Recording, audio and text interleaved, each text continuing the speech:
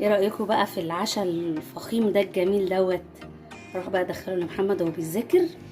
هعمل دلوقتي معاكم بقى عشاء حلو كده لابني في الثانويه العامه. بقى ربنا معاه كده ومع كل الولاد، يعني ربنا يكبر بخاطرهم كده ويجيبوا مجاميع عاليه ويفرحوا اهاليهم ويسعد قلبي كده بابني يا رب كده وهو بيذاكر كده. ربنا معاه يا رب.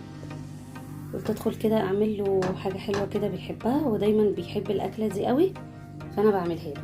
بحب قوي البيض باللانشون البيفي ده.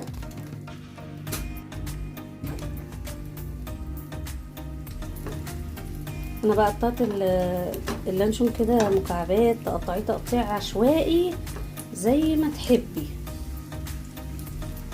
ننزل عليه على طول بالبيض،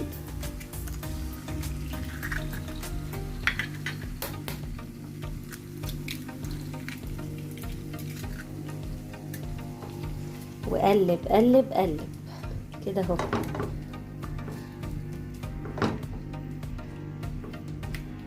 كده اهو.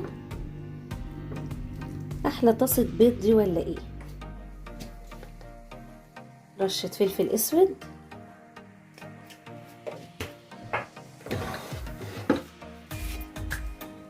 مع رشه ملح خفيفه خالص علشان طبعا اللانشون فيه ملح. كده طاسه البيض الرهيبه دي خلصت.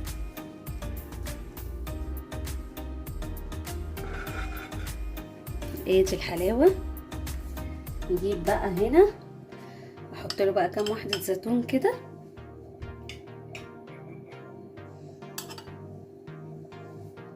وجبنه رومي كده اهو. ونقطع كمان طماطم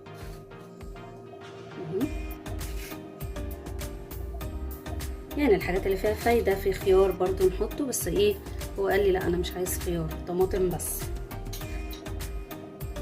بقى العيش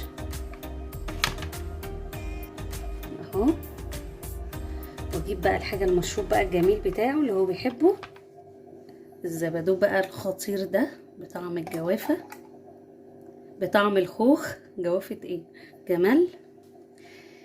ما احنا ثانويه عامه بقى ولازم ندلعوه ونهيئوه ونشغلكوا بقى في العشاء الفخيم ده الجميل دوت. اروح بقى ادخله لمحمد وهو بيذاكر، وبالتوفيق والنجاح. يلا اشوفكم في فيديو جديد. باي باي.